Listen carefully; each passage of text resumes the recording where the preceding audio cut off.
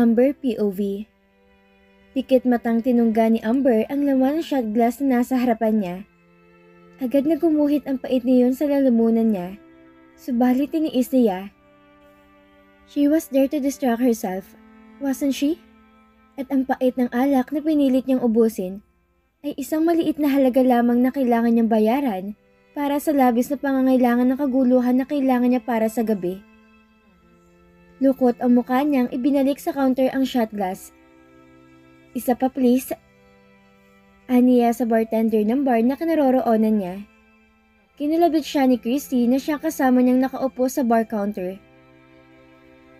Hoy Amber, uhaw ka? Remind ko lang ha, hindi soft drinks ang tequila, kaya hinay-hinay din girl. Sita nito sa kanya bago tumungga sa sarili nitong bote ng beer. Ngumiti lang siya bago ininom ulit ang laman ng shot glass sa kabibigay lang ng bartender sa kanya. Pagkababa niya ng shot glass sa counter, agad na dumoble ang tingin niya sa bartender. Kumarap siya at marahang umiling.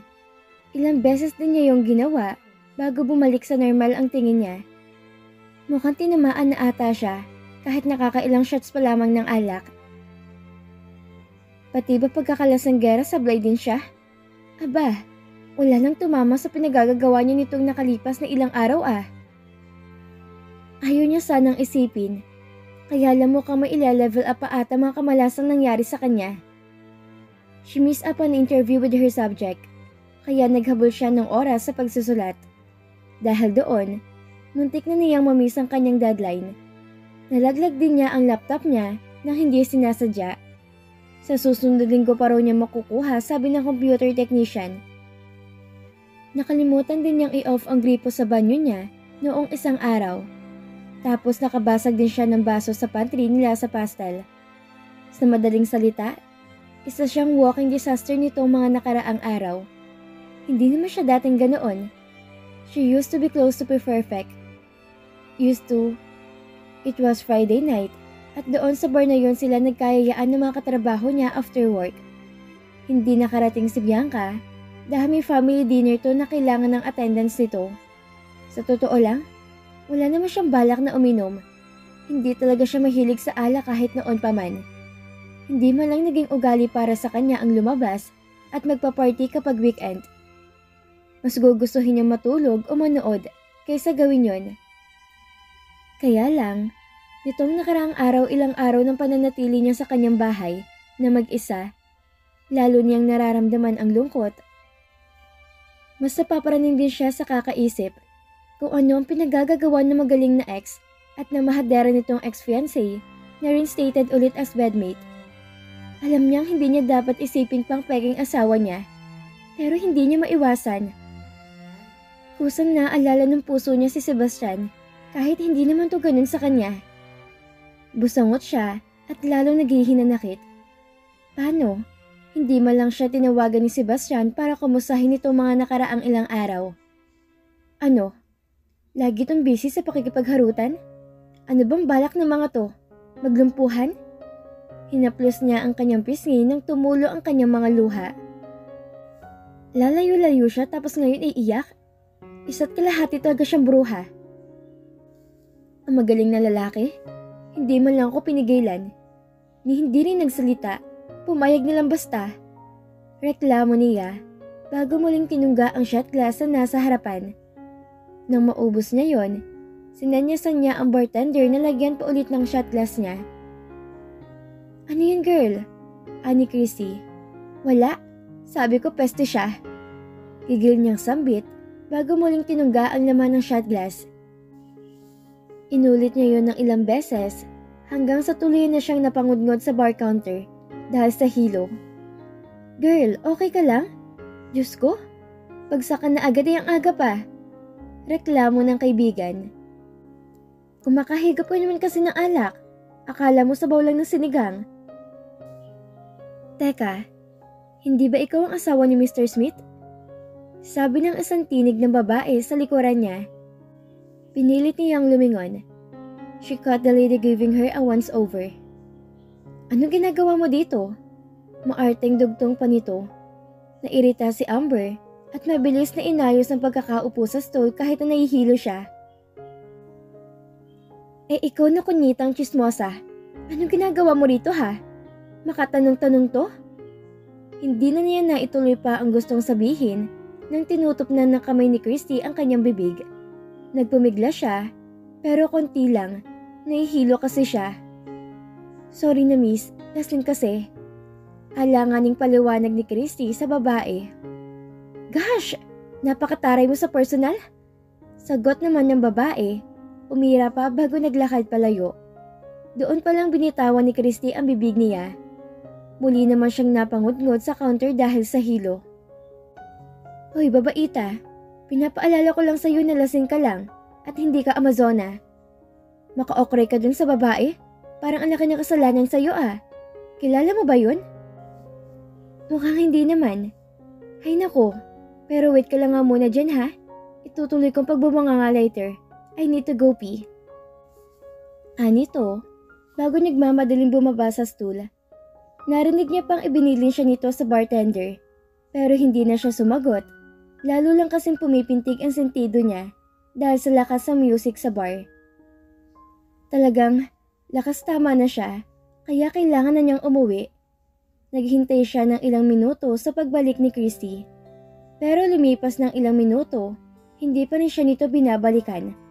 At sa bawat minutong dumaraan, lalong tumitindi ang sakit ng sentido niya. Kaya't nagpasya siyang tumawag na lamang ng tulong.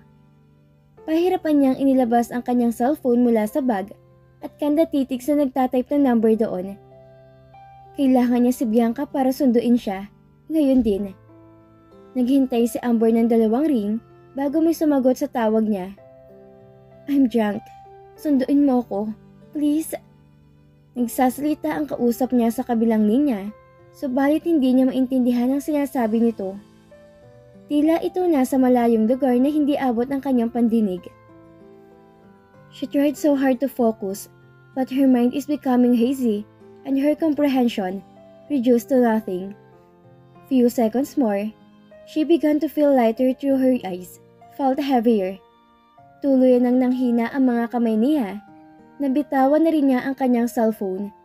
Ilang sandali pa, wala na siyang nagawa kundi ang tuluyang magpatangay sa antok. Sebastian POV. Naiinip na tinapik ni Sebastian ang kanyang steering wheel habang hinihintay niyang lumabas si Amber sa bar na kinaroroonan nito. Biyernes ngayon, pero imbis na magpahinga, nandito siya sa parking lot ng bar at naghihintay kay Amber. Napabuga siya ng hininga. Ilang araw na rin niyang pinapasundan sa mga tauhan niya si Amber. Nais niya makasigurado na maging ang kanyang asawa ay nagpasya ng mamuhay ng hiwalay sa kanya. Ligtas si Amber. He knew he messed up big time. Marami siyang inilihim kay Amber. Una, dyan ang mga inisikaso niyang mga demanda laban sa Gold Hotel abroad. Ang Gold Hotel ay nahaharap sa ilang kaso dahil sa mga insidente ng pagkalaso ng mga bisita sa ilan sa kanilang mga branches. Pinaalis lang sila ng kanyang ama nung subukan niyang humingi ng tulong sa pag-aayos ng problema. Sinabihan siya nito na total magaling daw siya magdesisyon. Siya na lang ang magresolba ng problema. Angry, kinuha niya bilang hamon ng pagtanggi ng kanyang ama na tulungan siya. Pero hindi niya inaasahan ang tindi ng problema kailangan niyang harapin. Hindi lang kasong hinaharap ng Gold Hotel, kundi binawi din ang kanilang permit to operate sa bawat bansa kung saan nangyari ang insidente. Kung hindi dahil kay Hannah, na handang tumulong sa kanya para malutas ang kanyang mga problema. Walang amicable settlement sana sa mga biktima. Sa kasamaang palad, naging abala siya sa pag-aayos ng mga problema ng Gold Hotel at nakalimutan niyang tingnan si Amber. Hindi naman sa ayaw niya. Gusto niyang kausapin ang kanyang asawa, but he was just too exhausted at the end of the day that when he retired to room at night, he just literally dropped on his bed and sleep.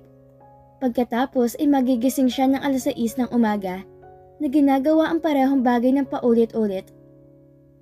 The only brother he had ay ang hilingin sa kanya ni Hannah na samahan to sa isang fashion show sa Hong Kong. At noong tinatapos na nila mga detalye ng pag-aayos para sa mga biktima sa Hong Kong, saka naman niya nabalitaan na nadisgrasya ang kanyang asawa.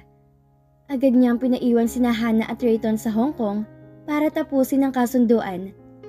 And then he took the next flight to Manila that very night. Nataranta siya sa buong biyahe pa uwi.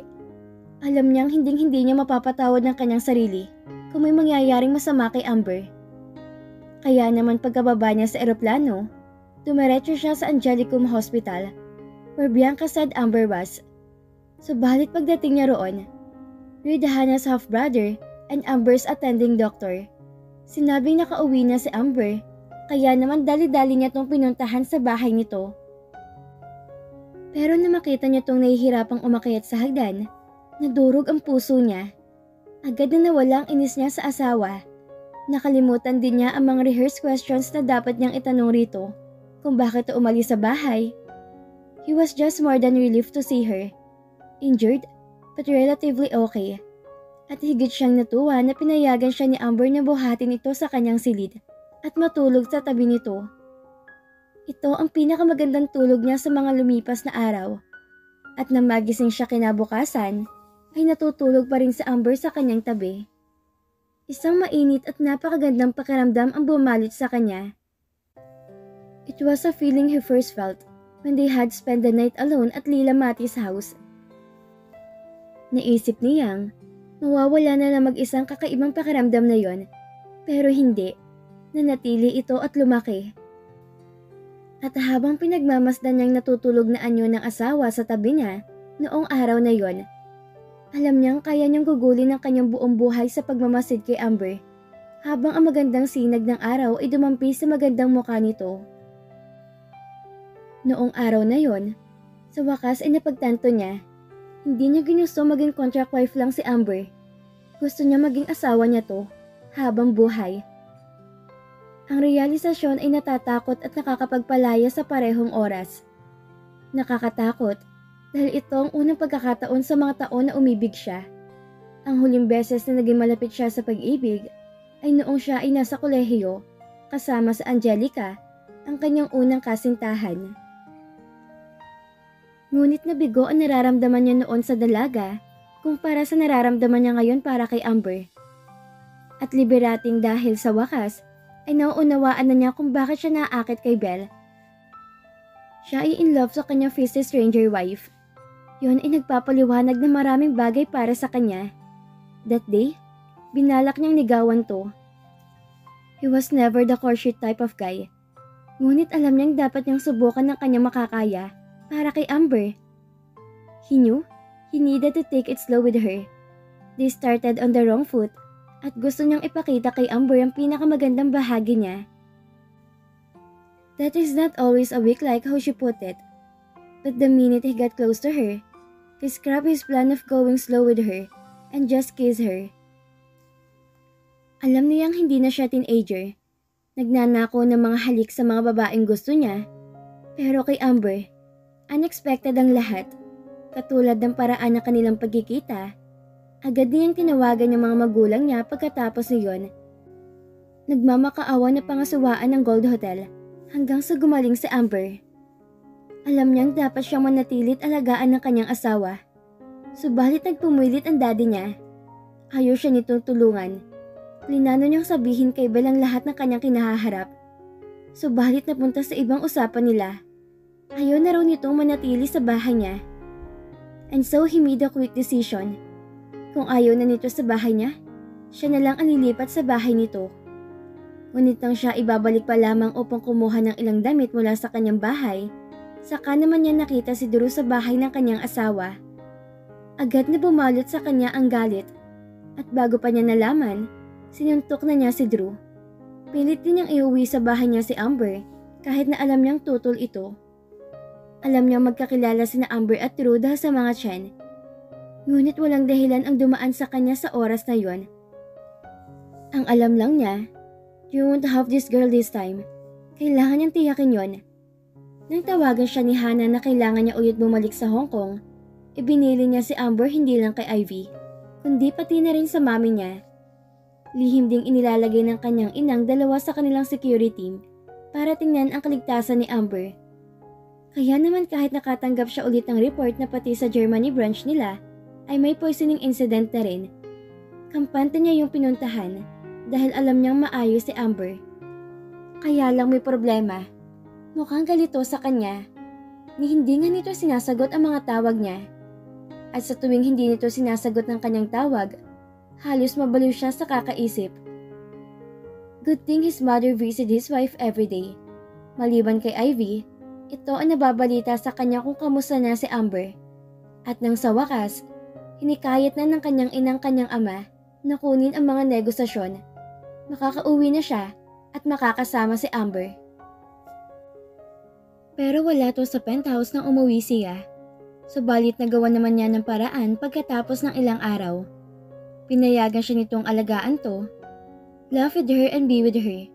Tumaas ng kanyang pag-asa na baka lang, ganun din ang nararamdaman ni Amber para sa kanya. Akala niya ay sa wakas ay nahulog na ang lahat hanggang sa bumalik si Claire. Tinawagan siya nito at nagmamakaawa na samahan to sa presko nito dahil natatakot siya sa kaligtasan nito. Si Claire ay kinuha ng ilang hindi kilalang lalaki at binihag sa isang abandonadong bahay where she was supplied her daily needs. Kinumpirma to ng mga otoridad. Si Claire ay hindi nasaktan at pinakawalan lamang makalipas ng ilang araw bago tumuling lumitaw sa pangako na hindi na nito makikita ang alinman sa mga Smith. Pero nakita nga siya ni Claire at humiling ng tulong para dalhin to sa ibang bansa para makapagsimula sila ng bagong buhay. Hindi niya sana papansinin ang kahilingan nito. Subalit lumabas na rin ang investigasyon nila sa Gold Hotel tungkol sa sunod-sunod na poisoning incidents. Napag-alaman ng insidente ay ginawa ng isang grupo ng mga bagong empleyado sa kusina na nagtatrabaho sa ilalim ng hindi kilalang tao na nag-ata sa kanila na lagyan ng lason ang pagkain. Larry, ang pinuno ng kanilang seguridad sa Gold Hotel, ay nagsabi sa kanya na ang pag-kidnap kay Claire at ang mga insidente ng pagkakalason ay dapat ay konektado at talagang pinupuntirya ang kanilang pamilya. Kaya naman pumayag siyang tulungan si Claire. Pinayagan niya tong manatili sa kanyang bahay sa mismong kwarto niya hanggang sa matapos ang pinapaayos niyang visa nito. While he stayed in his private room in his office, pero doon na naman siya gumulo. Iniwan niya mag-isa si Amber at dilim sa pangalawang pagkakataon na taga niyang sinasadya. Pero bago pa man niya subukang ipaliwanag ang mga bagay-bagay rito, ang sumunod na nalaman niya, ayaw na nito ulit manatili sa kanyang bahay. At ngayong nandito siya, nalulunod sa kanyang kapestihan at palihim na sinusundan si Amber. The love of his life, saan man to magpunta. Napabuntong hininga siya nang muling dumaloy ang frustration sa kanya. Maya-maya pa, tumunog ang kanyang cellphone. Agad na yung sinagot na makitang pangalan ni Amber sa screen. Bago pa man siya makapagsalita, ay naunahan na siya nito. Lasing ako. Sunduin mo ko. Please? Amber POV. Mataas na ang araw nang magising si Amber kinabukasan. Bumigat ang katawan niya at sumasakit ang kanyang sentido. Na magmulat siya, bumungad sa kanya ang pamilyar na kisame ng kanyang kwarto. Hindi niya alam kung paano napunta sa dapat niyang puntahan. Ngunit mas natutuwa siya that she still made it home last night in however way she did. Marahan siyang bumangon sa kanyang kama at napatingin sa espasyo sa tabi niya. Hindi naman yun masyadong gusot at hindi niya alam kung bakit. Ngunit siya ay nagkakaroon ng isang hindi malinaw na memorya ng pagiging kulong sa isang bagay na komportable kagabi. Masyadong totoong init na naramdaman. Pakiramdam niya ay ligtas siya at gayon pa man, dahan-dahan siyang umiling. Nalasing lang siya kung ano-ano nang iniisip niya. Sino naman ang yayakap sa kanya habang tulog ako? May ingat siyang tumayo sa kanyang kama, inabot ang kanyang tuwalya at tinungo ang banyo sa ibaba. Ang malamig na shower ay maaaring makatulong sa kanyang pakiramdam na bumuti at maging maayos ang kanyang isip. Subalit pagdating niya sa ibaba ng kanyang bahay, agad na nanlaki ang mga mata niya. Doon mismo sa kanyang kusina ay ang pinakagwapo at the same time nakakainis na taong nakilala niya sa buong buhay niya, ang kanyang asawang si Sebastian Smith.